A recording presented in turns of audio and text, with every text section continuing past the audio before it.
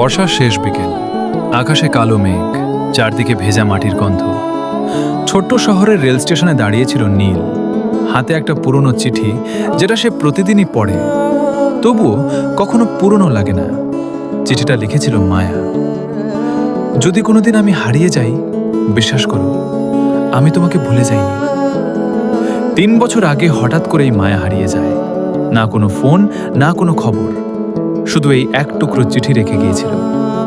নীল প্রতিদিন সন্ধ্যায় স্টেশনে আসে, কারণ মায়া বলেছিল যেদিন ফিরে আসব তোমার শহরের শেষ ট্রেনেই আসব। লোকজন নীলকে পাগল ভাবত, বন্ধুরা বলতো যে চলে গেছে সে আর ফিরবে না, কিন্তু নীল বিশ্বাস হারায়নি। সেদিনও বৃষ্টি পড়ছিল ঝুমঝুম করে। শেষ ট্রেনটা স্টেশনে ঢুকল, মানুষজন দ্রুত নেমে চলে যাচ্ছিল। নীল হতাশ চোখে তাকিয়েছিল। ঠিক তখনই লাল ছাতার নিচে একটা মেয়ে ধীরে ধীরে তার দিকে এগিয়ে এলো। ভেজা চুল, পরিচিত চোখ, আর সেই মায়াবী হাসি। নীলের বুক কেঁপে উঠল। মায়া?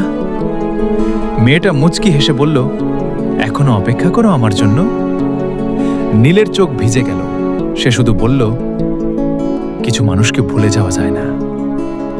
মায়া মাথা নিচু করে বলল, আমি ফিরে আসতে চেয়েছিলাম, কিন্তু জীবন আমাকে অনেক দূরে নিয়ে গিয়েছিল।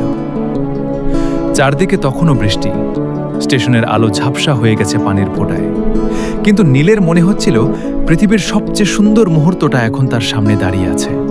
কারণ সত্যিকারের ভালোবাসা কখনো হারিয়ে যায় না, সে শুধু সময় নিয়ে ফিরে আসে।